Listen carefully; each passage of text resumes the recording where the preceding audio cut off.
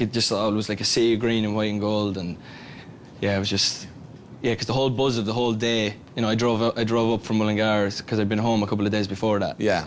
Played a bit of golf at home and kind of seeing all the lads, went for a few pints and all that, and then drove up to Dublin to play at Croke Park. And I actually went to my security guy's house, who got me into Croke Park in the back of a high-ace van. So that's how you got in that night? I put a couch in the back of a high-ace van. I got to Croke Park in the back of a van. The glamour of it. The glamour, yeah. But yeah, it was just, like, everyone was there, all the family were there, and Dublin seems to be a place where everyone's attracted to it, because, like, all the lads' families came. And they always do. Every time we played the O2 and last year, all the lads' families came over. So everyone came over from the UK to see it, and yeah, it's just super special.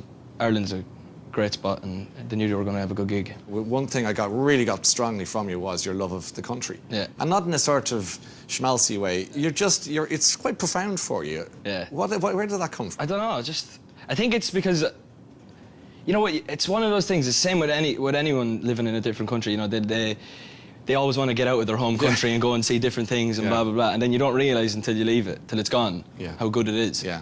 And you just get really patriotic about stuff and literally get really excited about everything Irish. You hang around with an Irish mafia in London, don't you? Yeah, there's quite a few of us there. Owen McDermott and Brezzy and Laura Whitmore and that. We got quite a little social group going on. They call it Hip Hibernia, I think, or something like that. The London Irish crew, the LIC. Yeah, is that what they call it? We call it? Yeah. I get the impression that you're also kind of protective of the Irish. Yeah. So if anyone says you Irish or something, I can see it in you already. No, they don't.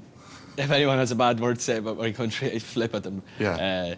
Obviously, everywhere you go, you get everyone trying to do an Irish accent in your face and shouting potatoes and stuff at you like that. Do they? Just like, pretending think they're funny, but yeah. Nah, it's a bit of banter. But yeah, really, really patriotic, and I was very lucky a few times this year to have done some pretty patriotic Irish things, like first of all playing at Croke Park, and then I got invited to the Buckingham Palace by the Queen to an Anglo-Irish event. Yeah, just before the President's visit. Just about 2 weeks before the President's visit. Then How was that for you? How was Buckingham Palace? I mean, it's probably quite smaller than your own pad in London. But was it a kick to do that? Or yeah, it was great. Just the whole getting. I remember I was in my house and I got the post came in. It had an envelope and the stamp had Buckingham Palace in the corner of it. I was like, what's this? So I opened it up. It's like, you've been invited by the Queen to Buckingham Palace to celebrate Irish and English relations and stuff like that. And I was like, wow. I got there and Louis was there and Louis Walsh and all the Irish jockeys and stuff that would ride horses for the Queen and all that. And great crack. How are you, lads? How are the lads? Yeah, she was lovely. Did you talk to her? Yeah, for a few minutes afterwards.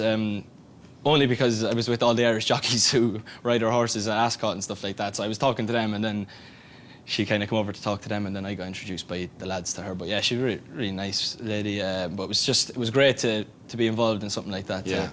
Because I live in London, as I was saying to you before. I live in London, so to have that Irish connection in London is something that I really like. Because it's a great story for our countries as neighbours, history. Yeah, of course. That was happening. Of course, yeah. It was great. And then obviously 2 weeks later, then President Michael D came over and he invited me to go to this thing called the Calora. Yeah, which was in the Royal saw Albert that. Hall. Yeah, I think it was on Irish television, I'm not sure. Yeah, it was, yeah. And Glenn Hansard was there and Elvis Costello and all these guys. It was unbelievable. And he invited me to sit in his box at the Royal Albert Hall, which was pretty special. I felt so out of place. No, but that's all this royalty just sitting in front of me and the President of Ireland. I'm just kind of sitting there, just bottle of beer in my hand, just on the boys. I was curious because we were watching that at home and we said, there's the President there, and is that Niall? I was the same. What's he doing there?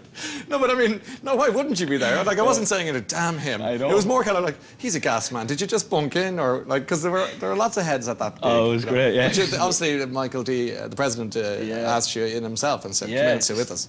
Yeah, it was great. He's a really nice fella, and he kind of said to me, like, it's great that what you're doing for our country and all that. And I'm, as I said, in Dublin, I'm very happy to represent Ireland. And you do it with great skill and friendliness. I think when you think of home, we associate you most not with Dublin, obviously, or Croke Park, which we've talked about, but with Mullingar. Yep.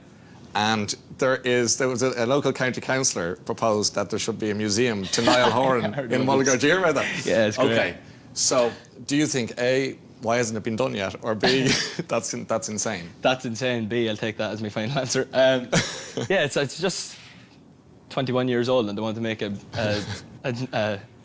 museum Yeah, for me. well, you've achieved a lot. I mean, in those few years, you know, in some regards. Also, it's great for the town as well. Like, you know, 'cause they get a lot.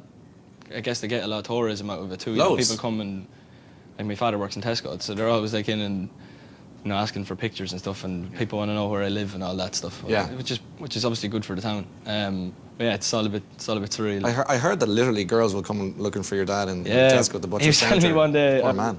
Last time I was home, he was telling me that a busload of American schoolgirls turned up at the house just to take pictures of the house. He's just sitting there drinking a cup of tea. How? Because any time I've met your family, they always strike me as being utterly unaffected by the enormity. I mean, if they saw the fuss around you, I mean, you can barely walk around even here without, you know, a few people it's tight. keeping an eye on you. I'm not saying that they're annoying you, they're not. And they're also looking at me. They're very nice, by the way. But, you know, it's really big. It's really big. So, and yet when you talk to your folks, it's just, Niall, he's grand, he's doing all right for himself. You know, they're not, they didn't get notions with it. No, I think it's, you know, people always ask me, like, well, how do you do it? Like, how do you, like, not get, like, big-headed or, like, get out here, you know, above your station? I don't really know. I don't really have an answer for it. I just kind of just be the person I was 4 years ago and just do it. You just keep rolling with it.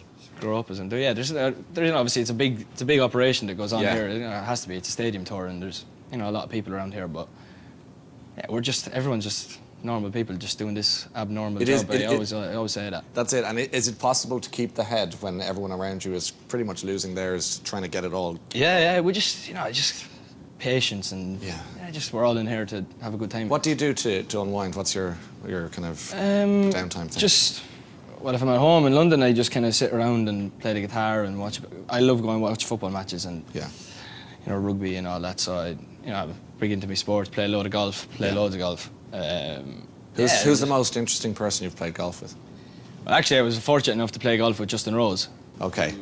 Which everyone might as well hang up. Well, actually, he played with me and then he won the Scottish Open the week after. So basically, I taught him everything he knows, is what I'm trying to say. Yeah, so a bit of your skill rubbed off. Yeah, exactly. What handicap do you play off? People want to know. I'm playing off about 12, I'd say 11 or 12. Not bad at all. Yeah, don't get to play enough, but... When I was watching, you know, you last night after the after show and there was a party and so on, and I just got the impression that it's a tough gig, if you know what I mean. Like it's very intense. Do you miss going to your own? I know it sounds silly, but your own bed, or do you miss all that stuff? Yeah, because at the moment we're like, if we're not in a hotel, we're traveling overnight because obviously the drives in America are huge. Like the average drive is about 9 hours to the next city. Yeah. So like. We like end up sleeping in we have bunks on the bus and that, but you know it's a bunk, so it's not your own bed. Yeah. So when you go home, like we're going home in a couple of days to chill out, and just go into your own house and you know do things, just watch telly there and have your own thing going on. Yeah, it's good. What is the most annoying thing about being in One Direction in terms of what the press say or write about you? What really kind of gets in your nerves? To be honest, I don't really get that much. Yeah. Press and paparazzi and all that. Yeah. Because you can easily stay away from it if you want to stay away from it. That's interesting that you should say that. Yeah, I'm probably the worst celebrity that ever walked planet Earth. Why? Because I don't go to any of them parties.